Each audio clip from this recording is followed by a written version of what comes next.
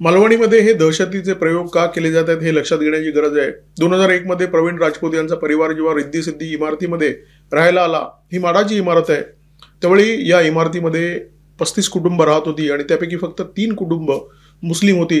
आज 2025 मध्ये अशी परिस्थिती आहे की त्या इमारतीमध्ये आता फक्त 2 कुटुंब उरलेली आहेत, बाकी सगळी कुटुंब मुस्लिम कुटुंब आहेत आणि ही 2 कुटुंब सुद्धा इथून चालती व्हावीत याच्यासाठी हे दहशतीचे प्रयोग जोरात आहेत। या कुटुंबांना दहशतीच्या छायेखाली वावरावं लागतंय। मालवणीचे वरिष्ठ पोलीस निरीक्षक शैलेंद्र नगरकर हे अत्यंत स्थितप्रज्ञ व्यक्तिमत्व आहे। कोणत्याही परिस्थितीमध्ये ते आपली मानसिक शांती ढळू देत नाही। मग कुणावर खुनी हल्ला होऊ दे, कुणाच्या परिवाराला जबरदस्त जखमी करण्यात येऊ दे, कुणावर बलात्कार होऊ दे किंवा कुणाचा विनयभंग, हे स्वतः शांत राहतात आणि हल्लेखोरांना सुद्धा हे फार त्रास देण्याच्या भानगडीमध्ये पडत नाहीत। आपण भलं आणि आपले हफ्ते भले असा त्यांचा खाक्या आहे आणि त्यामुळे प्रवीण राजपूत यांच्या परिवारावर जबरदस्त हल्ला झाल्यानंतर सुद्धा हे शांत राहिले।